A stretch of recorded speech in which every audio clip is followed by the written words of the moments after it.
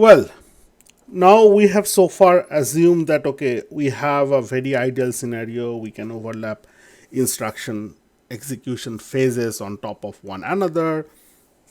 We can make them pipeline, and it will just increase the throughput by n if we are talking about the n stage instruction, so on and so forth. It's good, right? Now let's hit the reality. Okay, what are the challenges, what are the pitfalls, and how we can overcome those. Let's concentrate on from this, and we'll concentrate on the similar things on the next lecture. We call it, in a nutshell, is a pipeline hazards. There are three types of hazards we need to be aware of and we need to tackle in our design. One is structural hazard, another is data hazard, and last but definitely not the least is the control hazard. Now let's try to first, before even we go into this hazard discussion, let's try to identify the resource, what we call a resource in the whole like processor circuitry. Okay, if you think our data path we constructed in lecture 11, there are couple of basic elements which are responsible for like data storage and retrieval and processing of the data. So data storage retrieval, and here by data I mean really data and instruction, because at the storage memory storage level there is no distinction between an instruction and a data. All of them are like 32-bit like word, like, right? So we call, in one sense, this is data, right? So we have data storage like in memory, and we have data storage as in register file. So they are all kind of data source, means we retrieve data from those storage, either memory or register file, to process further, or after our data processing is done, we store the processed data back into those storage, either in the register file or in the memory, right? So that's the ideal normal function of a processor. And data processing is mainly done through ALU, arithmetic and logic unit. That's when you are doing the logical operation or arithmetical operation at the end of the day, right? Whatever, however complex your program is, however sophisticated your application is, ultimately it boils down to those mathematical, arithmetical, and logical manipulation, data manipulation, nothing else, right? So in that sense, we have like three primary resources inside the processor. One is memory, which takes part in instruction fetch and like to fetch the next instruction, and also memory access, right? Like data memory, as in load word, store word. The next resource is the register file, which involved in register fetch, like when we are fetching some data for addition or subtraction or some other arithmetic or logical manipulation, we access that register file. So that's for the data source or reading. And in the write back stage, we write back the processed result into the register file. So that is my second resource. And third resource is my ALU, arithmetic and logic unit. So we so far identified, like we have three resources. Now let's look into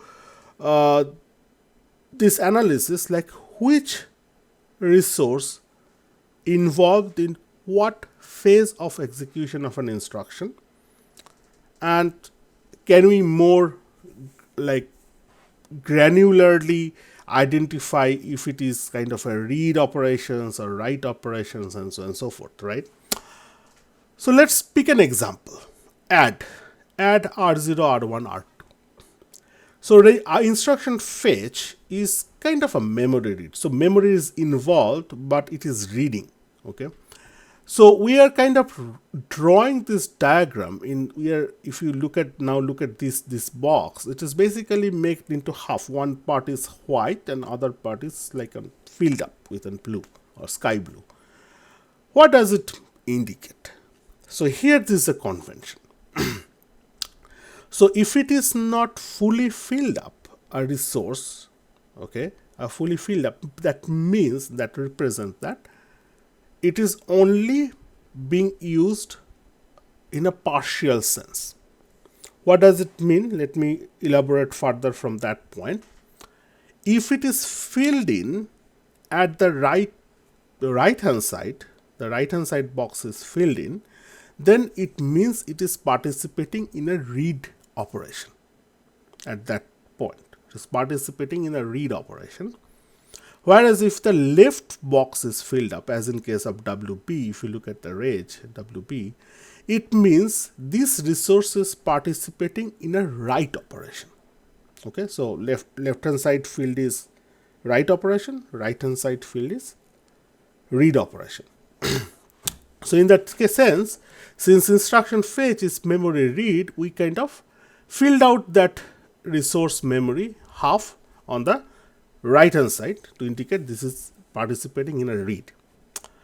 Then instruction decode and register fetch is including your register file, which is also right hand part is like filled up, means register file at this phase is participating as a read only resource, means we are reading data from it.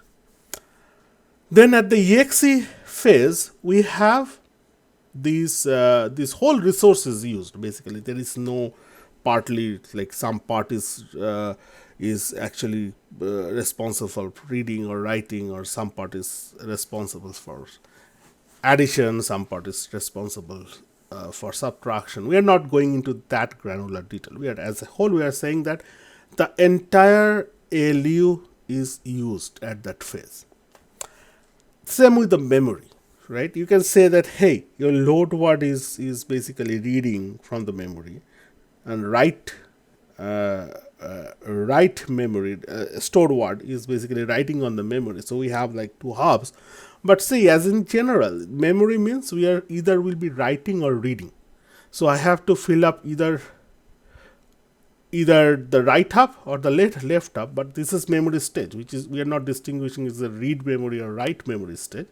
It is a memory, so it contains both read and write. So that's why we filled up the entire resource of memory at that point. And write back, as I explained, write back is involved. The left half of the register file is filled up, means that it is register file involved in writing at that point. Okay, so for this case, add, since it is nothing to do with the memory, so we'll be involving your register file for read in the instruction fetch, and so not register file, my bad, memory for the reading at the instruction fetch, then reading of the register file at the IDRF phase, then it will involve the ALU as a whole resource in the exe phase. Mem phase, it won't be doing anything, it won't be involved the memory at all, and then write back phase, it will write back the result from the ALU operation into the register file. So register file as a resource involved in writing operation. Just imagine we have a load word instruction here instead of add. So what will happen? Like instruction fetch will be still there, so it will involve the memory on the read side, and then it still involve the register fetch because it's a base displacement kind of addressing. So we are fetching the base registered value. So your register file is involved at the read side. Then we are computing the memory address in the exe phase. So whole of the ALU is involved there. Then we are reading from the memory. So memory is involved at that point. And then the read data from the memory will be written back into the register file at the write back stage. So the writing part means the left hand side of that register resource is filled up in that case. So that will explain the whole diagram here.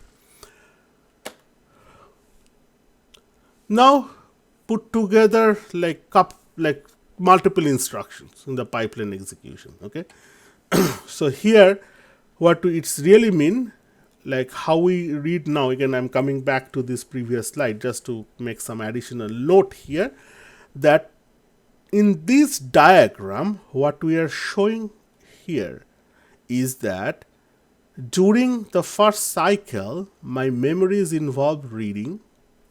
The next cycle my my register file is involved in reading, and then in the next cycle my whole ALU is involved. For this instruction we can assume that this memory is not used at all. For the fourth cycle we could have actually make it an like unfilled box, like it's probably that should be the case. Okay, and then in the fifth cycle it becomes your writing on the register file. And what are these arrow mean? They're not like a schematic connection or something like that. They're all saying my information is flowing from the memory and somewhat into the register file. It's not in that sense, like not really exactly it is I'm reading from the memory writing into the register, but not like that.